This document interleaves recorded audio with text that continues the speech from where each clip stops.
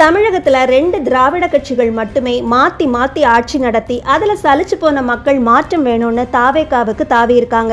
அதாவது திரு ஜோசப் விஜய் அவர்களுக்கு ஒரு வாய்ப்பு கொடுத்துருக்காங்க, அவ்வளவுதாங்க. அதுக்காக நாட்டிலேயே இவர் ஒருத்தர் தான் வரலாற்று நாயகன் அப்படிங்கிற எண்ணம் யாருக்கு வந்தாலும் அது நல்லதில்லை. ஆனால் அந்த எண்ணத்தோடு தான் தாவேகா இப்போ செயல்படுது.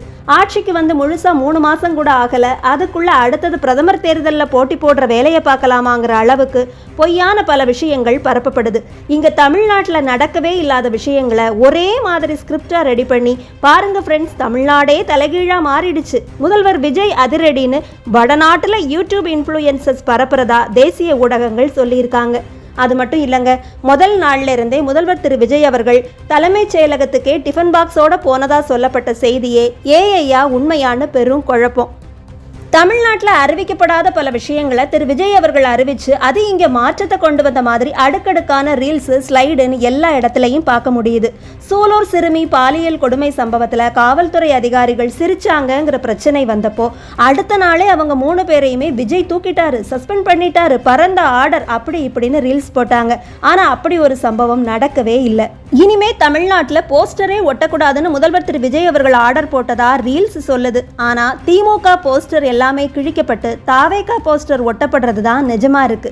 முதல்வருடைய கான்வாய் போகும்போது அது மக்களை பாதிக்கக்கூடாது, அதனால இனி மக்கள் கூடவே முதல்வர் கான்வாயும் போகும்னு முதல்வரே அறிவிச்சதா செய்தி பரவுது. ஆனா அப்படி ஒரு விஷயம் நடக்கவே இல்லைங்க. முதல்வர் திரு விஜய் அவர்களுடைய கான்வாய் போகும்போது தேவையான இடத்துல டிராஃபிக் பிளாக் பண்ணத்தான் செய்றாங்க. இதுக்கு முன்னாடியும் பல முதல்வர்கள் ஒரு வழியா போகும்போது இன்னொரு வழியா மக்களை அனுப்புற வழக்கமும் இருக்குது. அந்த வழிகளில் அதே வழக்கம் தான் இப்போ வரைக்கும் ஃபாலோ பண்ணவும் படுது. அமைச்சர்கள் தாவேகா நிர்வாகிகள் எல்லாருமே பள்ளிகளுக்கு போய் முதல்வர் போட்டோவை எல்லா வகுப்புகள்லையும் வைக்க சொல்றது, ரீல்ஸ் எடுக்கிறது, ஆய்வுன்னு வீடியோ போடுறதெல்லாம் இன்னும் நடந்துகிட்டு தாங்க இருக்கு. 200 யூனிட் மின்சாரம் இலவசம்னு சொன்னாலுமே இந்த முறை பில்லிங்ல ஏதோ ஒரு குளறுபடி, அதனால இபி பில் ஜாஸ்தி ஆயிடுச்சுன்னு ரொம்ப சாதாரணமா அதிகாரிகள் சொல்லியிருக்காங்க. இந்த கூடுதலா கட்டின பணத்தை மக்களுக்கு திருப்பி தருவார் முதல்வர்னு யாருமே இன்னும் ரீல்ஸ் போடலங்க. பழனி கோவில் நில விவகாரம் மாதிரி ஏதாவது ஒரு ஊழல் வரும்போது டக்குன்னு ஒரு பணியிடை நீக்கம், அது திமுக செஞ்சதுங்கிற மழுப்பல், அடுத்ததா வேற ஒரு அதிரடி ரீல்ஸ் போட்டு திமுகவை விட இன்னும் பயங்கரமா திசை திருப்பி விடுறதுன்னு தாவேகா இதுல ரொம்பவே கவனமா இருக்காங்க. நாம தாவேகாவை வெறுக்கவும் இல்லை, அவங்களுக்கு எதிரியும் இல்லைங்க.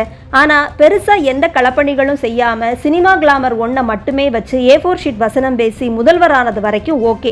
நீங்களே தமிழ்நாட்டில் நிரந்தர முதல்வராக இருந்து மேற்கால இருக்கிற மலையை கிழக்கால மாற்றி வைக்கிற அளவுக்கு அதிசயம் பண்ணுவீங்கன்னு இந்த சினிமா ரசிக தமிழ் மக்கள் நம்பிக்கிட்டு இருக்காங்க. அவங்கள வெறும் ரீல்ஸை காட்டி ஏமாத்தாம அமைச்சர் திரு ஆதவ் அவர்கள் மட்டுமே பேசிக்கிட்டு இருக்காம நீங்களும் உண்மையான ஒரு அரசியல் புரட்சியை நிகழ்த்துங்க. பிரதமர் பதவியெல்லாம் எங்கேயுமே ஓடி போகாதுங்க முதல்வரேன்னு நடுநிலையான மக்கள் மனசுக்குள்ள குமுறி இருக்காங்க.